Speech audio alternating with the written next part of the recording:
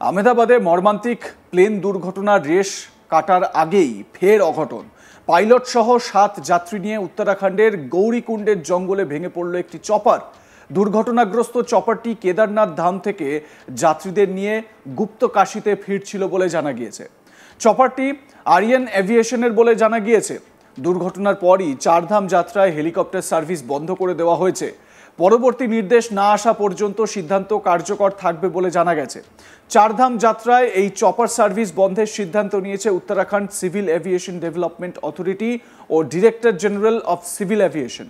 জানা গেছে ভোর 5টা 17 মিনিটে আরিয়ান এভিয়েশন সংস্থার হেলিকপ্টারটি কেদারনাথ হেলিপ্যাড থেকে 6 জন পুণ্যার্থী এবং এক পাইলট নিয়ে গুপ্তকাশীর উদ্দেশ্যে রওনা দেয়। পথে খারাপ আবহাওয়ার কারণে অন্য জায়গায় হার্ড ল্যান্ডিংয়ের কারণে হেলিকপ্টারটি ক্ষতিগ্রস্ত হয়েছে বলে জানা গিয়েছে। পাইলট সহ 7 জন আরোহী ছিলেন চপারটিতে। মৃতদের তালিকায় নাম রয়েছে চপারের পাইলট রাজবীর, বিক্রম রাওয়াত, বিনোদ তৃষ্টি সিং, রাজকুমার, শ্রদ্ধা এবং রাশি নামে 6 যাত্রীর। আপনাদের সেই মুহূর্তের ভিডিও দেখাচ্ছি, যে ভিডিও সোশ্যাল মিডিয়ায় ভাইরাল হয়েছে। বিভিন্ন সংবাদ মাধ্যমেও এই ভিডিও ছড়িয়ে পড়েছে। যে চপারটি ভেঙে পড়েছে উত্তরাখণ্ডে, সেই চপারের দেখুন ধ্বংসাবশেষ। পুলিশ ঘটনাস্থলে পৌঁছেছে, দুর্ঘটনাস্থল খতিয়ে দেখা হচ্ছে, সেখান থেকে উদ্ধার কার্যও চালানো হচ্ছে। সেই মুহূর্তের ছবি দেখতে পাচ্ছেন আপনারা।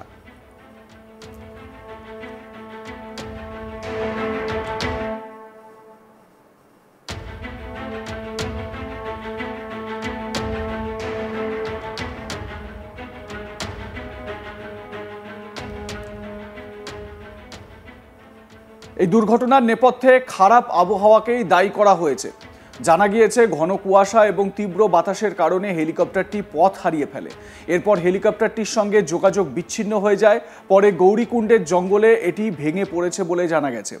দুর্ঘটনার খবর পাওয়ার সঙ্গে সঙ্গেই ঘটনাস্থলের উদ্দেশ্যে রওনা দেয় উদ্ধারকারী দল, কিন্তু খারাপ আবহাওয়ার কারণে উদ্ধার কাজ ব্যাহত হয় বলে জানা গেছে।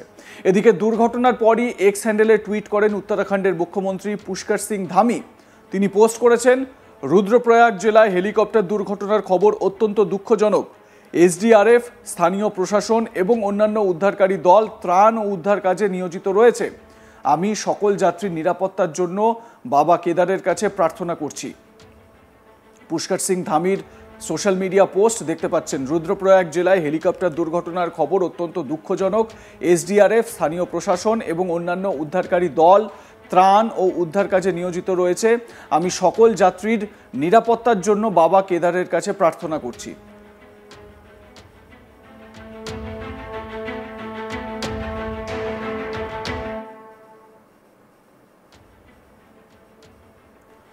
এবার আপনাদের শোনাবো ডিভিশনাল কমিশনার বিনয় পান্ডে, তিনি কি বলছেন দুর্ঘটনাস্থল খতিয়ে দেখার পর। শুনুন। गौरीकुंड के पास एक बुग्याल है, वहां पर यह गिरा है। यह स्थान करीब 7 किलोमीटर ट्रैकिंग रूट है और वहां पर एनडीआरएफ और एसडीआरएफ की टीम को रवाना किया गया है। अभी थोड़ी देर में वो पहुंच भी जाएगी। मौके पर जब टीम पहुंच जाएगी तो जो भी इसमें राहत बचाव किया जा सकता है या लोगों के धन को लाने की जो प्रक्रिया होगी उसको पूरा किया जाएगा।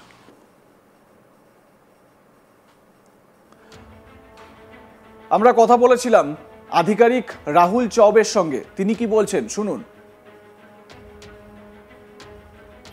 सुबह यह सूचना प्राप्त हुई कि आर्यन एविएशन गुप्तकाशी से जो ऑपरेट करता है उसका एक हेलीकॉप्टर केदारनाथ से वापस आते वक्त, जिसमें 5 यात्री प्लस एक 23 मंथ का बच्चा और पायलट राजीव सवार थे। वापस आते हुए कुछ मौसम खराब हुआ, जिसमें पायलट द्वारा उस हेलीकॉप्टर को वैली से बाहर निकालने का प्रयास करते हुए हेलीकॉप्टर गौरीकुंड से ऊपर क्रैश हो गया, जिसमें अभी प्रशासन द्वारा और जो हमारे डीडीआरएफ है, एसडीआरएफ है, उनके द्वारा खोजबीन जारी है। जैसे ही अग्रिम सूचना प्राप्त होती तो सूचना दी जाएगी। স্বাভাবিকভাবে এই ঘটনায় পর্যটন ব্যবসায়ীদের মধ্যেও একটা হুলস্থুল পড়ে গিয়েছে, কারণ এই জায়গাটি পর্যটনে দেশের মধ্যে অন্যতম বিখ্যাত একটি জায়গা। তীর্থযাত্রীরা তারা সেখানে প্রত্যেক বছর ভিড় জমান। একই সঙ্গে যারা পর্যটক স্বাভাবিকভাবে তাদেরও এই এলাকায় আনাগোনা থাকে, এই অঞ্চলে তাদের যাতায়াত থাকে। এই ধরনের হেলিকপ্টার বা চপার দুর্ঘটনা বা চপার ক্র্যাশ স্বাভাবিকভাবে ওই এলাকার পর্যটন ব্যবসায়ীদের মধ্যেও একটা আতঙ্কের সৃষ্টি করেছে।